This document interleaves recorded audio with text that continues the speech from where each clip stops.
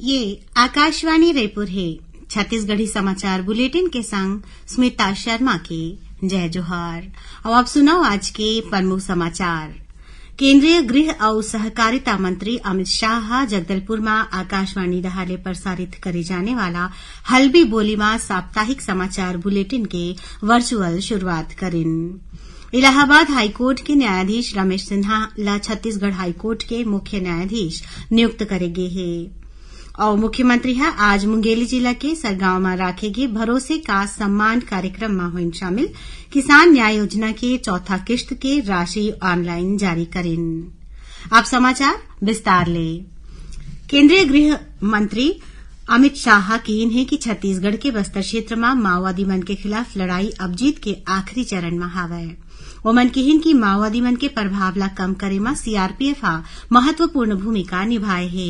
केंद्रीय मंत्री आज छत्तीसगढ़ में बस्तर संभाग के मुख्यालय जगदलपुर में सीआरपीएफ के 84वां स्थापना दिवस समारोह में बोलत रहिन। ओमन कहन कि सीआरपीएफ के जवान मन आदिवासी मन के विकास बर अपन आपला जोखिम में डालिन। आयोजन के दौरान केंद्रीय गृह मंत्री आकाशवाणी दहाले प्रसारित करे जाने वाला हल्बी बोली में साप्ताहिक समाचार बुलेटिन के वर्चुअल शुरुआत करें। आकाशवाणी के प्रयास के तारीफ करत श्री शाह कहन कि आज बस्तर के बोली हल्बी में प्रसार भारती के समाचार सेवा के शुरुआत होइले ए क्षेत्र के लोगन अब स्थानीय भाषा में घलो देश दुनिया के समाचार ला जान सकही। ये समाचार सेवा प्रधानमंत्री नरेंद्र मोदी के स्थानीय बोली पर प्रोत्साहन के नीति ला दिखा थे। एखरले न सिर्फ स्थानीय भाषा मजबूत होथे फिर बस्तर के लोगन ला उनकर भाषा में घलो समाचार मिलथे। ए मौका में प्रसार भारती के मुख्य कार्यकारी अधिकारी गौरव द्विवेदी घलो मौजूद रहिन। मीडिया ले गोष्ठबात करत ओमन कहन कि दूर दराज के ग्रामीण इलाका में लोगन तक समाचार और दूसर सूचना पहुंचाए में स्थानीय भाषा और बोली सबले कारगर साबित होथे। 15 मिनट के साप्ताहिक समाचार बुलेटिन आकाशवाणी के जगदलपुर केंद्र ले हर इतवार के बिहनिया 7:30 बजे प्रसारित करे जाही। एकर पहले केंद्रीय मंत्री शहीद स्मारक में माल्यार्पण करीन और फिर जगदलपुर तिर करणपुर में केंद्रीय रिजर्व पुलिस बल परिसर में परेड के निरीक्षण करीन। ये मौका में केंद्रीय मंत्री समारोह में बल के जवान मन ला वीरता पदक और आने श्रेणी में सर्वश्रेष्ठ प्रतिष्ठान बर ट्रॉफी दीन।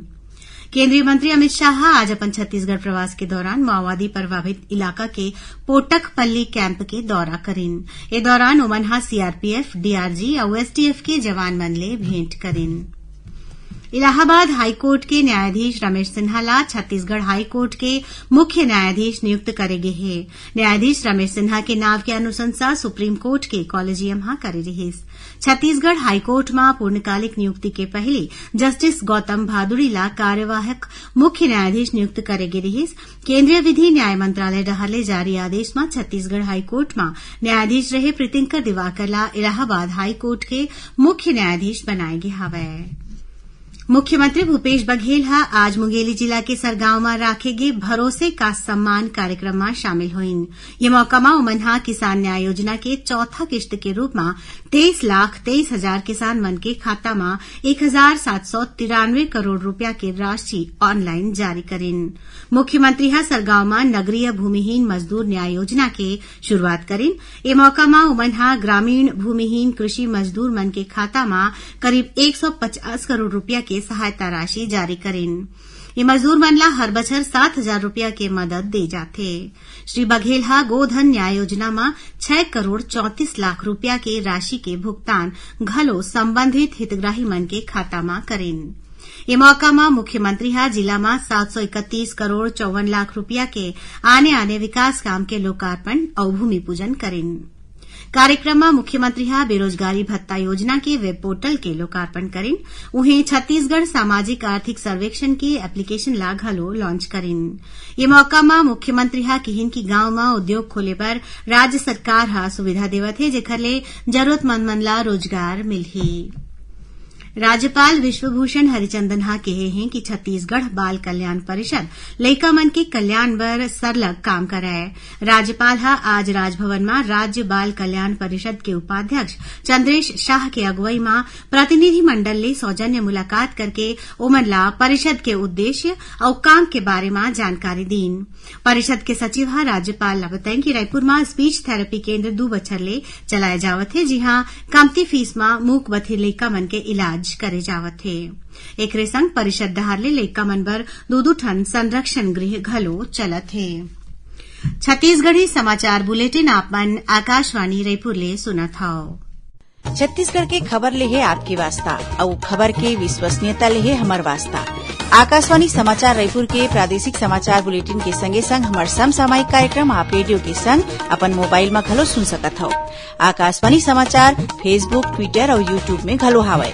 हमार फेसबुक पेज हरे Chhattisgarh news on AIR, Twitter handle CGAIR news और हमार यूट्यूब चैनल हरे छत्तीसगढ़ AIR न्यूज। तो अब रेडियो के संगे संग आपके मोबाइल के माध्यम ले हम आप तक पहुंचत हन। छत्तीसगढ़ के हर खबर पर सुनत रहो आकाशवाणी समाचार। अब आगू बाढ़बो बाचे समाचार कोती। भारतीय जनता पार्टी के प्रदेश अध्यक्ष अरुण साव हा कहिन है कि कांग्रेस नेता राहुल गांधी हा पिछड़ा वर्ग के अपमान बर माफी नहीं मांगिन। तेखरे सेती सूरत के एकठन अदालत हा ओमन ला दोषी ठहरावत 2 बछर के सजा सुनाए रहिस। आज रायपुर में पत्रकार मन ले गोठबात करत श्री साव हा कहिन कि राहुल गांधी के संसद सदस्यता खत्म होए में भारतीय जनता पार्टी या केंद्र सरकार के कोनो भूमिका नहीं है। लोकसभा सचिवालय हा अदालत के फैसला के पालन करत सदस्यता खत्म करे के अधिसूचना जारी करे है। ऐसन पहली घलो कुछ एक राजनीतिक लोगन संग होए हवय जौन मन ला 2 बछर ले ज्यादा के सजा अदालत हा सुनाए रहिस। श्री सावहा कहिन कि छत्तीसगढ़ में कांग्रेस नेता मन हा हिंसा करत हैं जौन हा ठीक नहीं है। ओमन राज्य सरकार ले कहिन कि कांग्रेसी मन ला कानून व्यवस्था के तहत अपन नियंत्रण में राखें। केंद्रीय आर्थिक मामला के मंत्रिमंडलीय समिति हा प्रधानमंत्री उज्ज्वला योजना में प्रति LPG सिलेंडर 200 रुपया के सब्सिडी ला 1 बछर बर बढ़ा दे हवय। 1 मार्च 2023 के स्थिति के अनुसार प्रधानमंत्री उज्ज्वला योजना के लाभार्थी मन के कुल संख्या 9 करोड़ 59 लाख है। केंद्रीय सूचना और प्रसारण मंत्री अनुराग सिंह ठाकुर हा काली नई दिल्ली में कहिन कि 1 बछर में 12 सिलेंडर तक 200 रुपया तक के सब्सिडी मिलही। केंद्र सरकार हा अपन कर्मचारी और पेंशन धारक मन के महंगाई भत्ता ला 4% बढ़ा दे हवय। ऐसने केंद्रीय कर्मी और पेंशन भोगी मन के महंगाई भत्ता अब बढ़ के 42% हो गए हवय। एकर फायदा ए बछर 1 जनवरी ले केंद्र सरकार के 47 लाख कर्मी और 69 लाख ले ज्यादा पेंशन भोगी मन ला मिलही। केंद्रीय सूचना और प्रसारण मंत्री अनुराग सिंह ठाकुर हा काली नई दिल्ली में संवाददाता मन ले कहिन कि ये फैसला ले हर बछर 12,815 करोड़ रुपया ले ज्यादा के उपराहा खर्चा होही।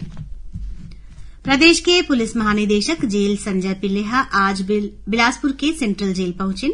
उहां ओमन हा जेल अस्पताल, रसोई घर और वीडियो कॉन्फ्रेंसिंग रूम के व्यवस्था ला देखिन और दूसर कामकाज के जानकारी लेन। ओमन हा जेल अधीक्षक खोमेश मंडावी और दूसर अधिकारी मन ले जेल के कामकाज ला सुधारे बर कहिन। प्रादेशिक समाचार एकांश आकाशवाणी रायपुर डहारले जिले की चिट्ठी कार्यक्रम के प्रसारण काली संझा 6:05 ले 6:10 तक करे जाही। ए कार्यक्रम ला छत्तीसगढ़ के जम्मो आकाशवाणी केंद्र मन हा एके संग्रह रिले करही। ए बखत के अंक में कोंडागांव जिला के बारे में जानकारी दे जाही। आखिर में प्रमुख समाचार एक गांव फिर। केंद्रीय गृह और सहकारिता मंत्री अमित शाह जगदलपुर में आकाशवाणी डहारले प्रसारित करे जाने वाला हल्बी बोली में साप्ताहिक समाचार बुलेटिन के वर्चुअल शुरुआत करेन। इलाहाबाद हाईकोर्ट के न्यायाधीश रमेश सिन्हा ला छत्तीसगढ़ हाईकोर्ट के मुख्य न्यायाधीश नियुक्त करे गे है। और मुख्यमंत्री हा आज मुंगेली जिला के सरगांव में राखे गे भरोसे का सम्मान कार्यक्रम में हुई शामिल। किसान न्याय योजना के 4था किस्त की राशि ऑनलाइन जारी करीन। एकरे संग छत्तीसगढ़ी समाचार बुलेटिन इहे सिरावत है। जय जोहार।